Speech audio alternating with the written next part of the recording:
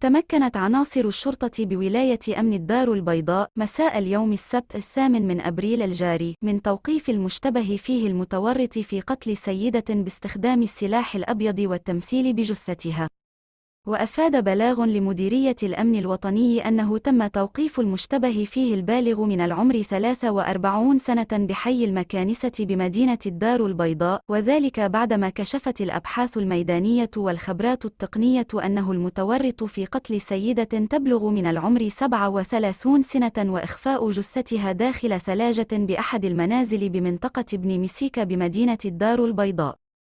وكانت مصالح الأمن قد عثرت على جثة الضحية في 5 من شهر أبريل الجاري، وهي مودعة داخل ثلاثة بأحد المنازل بحي المسعودية بمنطقة ابن مسيك، وهو ما استدعى فتح بحث قضائي مكن من تشخيص هوية المشتبه فيه وتوقيفه. وقد تم إيداع المتورط في هذه القضية تحت تدبير الحراسة النظرية على ذمة البحث القضائي الذي يجري تحت إشراف النيابة العامة المختصة، وذلك للكشف عن كافة الدوافع والخلفيات الحقيقية التي كانت وراء ارتكاب هذه الجريمة.